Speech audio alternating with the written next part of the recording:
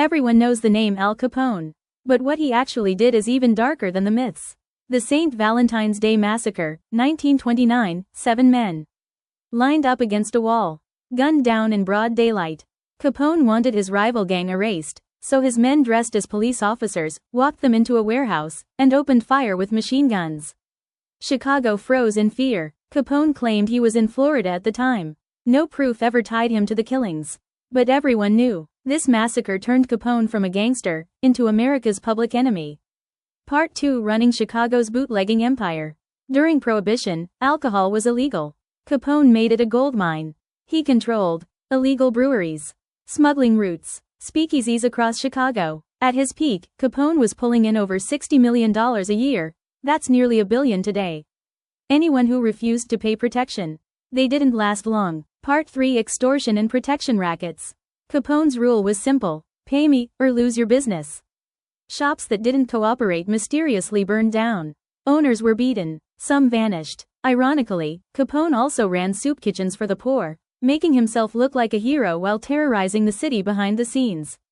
Part 4: Ordering dozens of murders. Capone rarely pulled the trigger himself.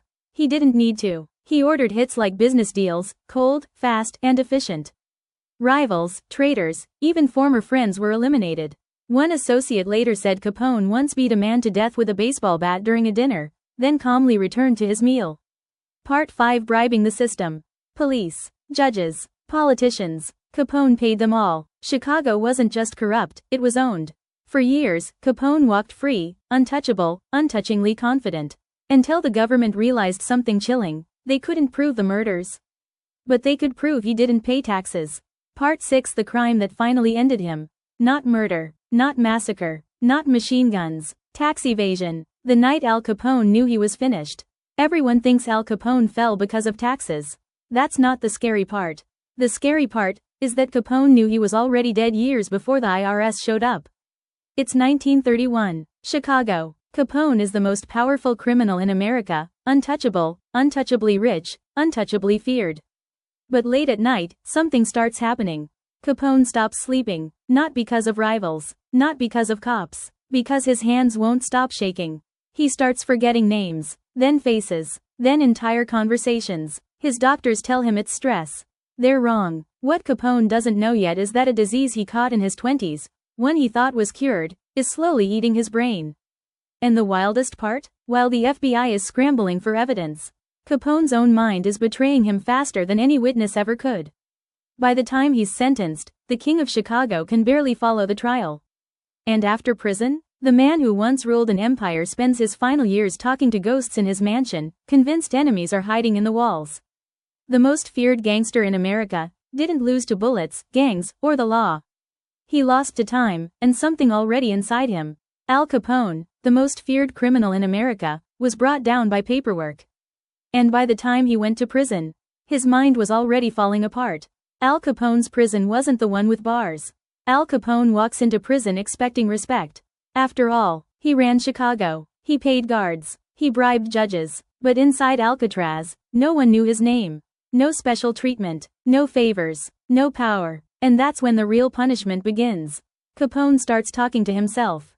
Guards hear him arguing with people who aren't there. He claims men are whispering through the walls. That enemies are plotting in his cell. The prison doctor realizes something terrifying: Capone isn't acting. The disease attacking his brain is accelerating fast. Some days, Capone thinks it's 1925. Other days, he doesn't know where he is at all. The most feared man in America now needs help tying his shoes. And here's the chilling part. By the time Capone leaves prison, he's no longer a gangster. He's a man trapped inside his own fading mind. But what waited for him on the outside was even worse. The haunting end of Al Capone.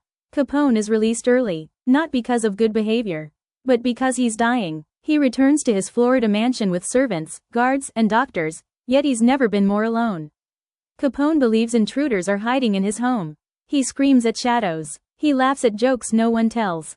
Sometimes, he introduces himself to people who've worked for him for years. Doctors test his mind. The result? Capone, once a criminal genius, now has the mental capacity of a child. His empire is gone. His money is vanishing. His name is becoming a warning instead of a legend. In 1947, Al Capone dies quietly.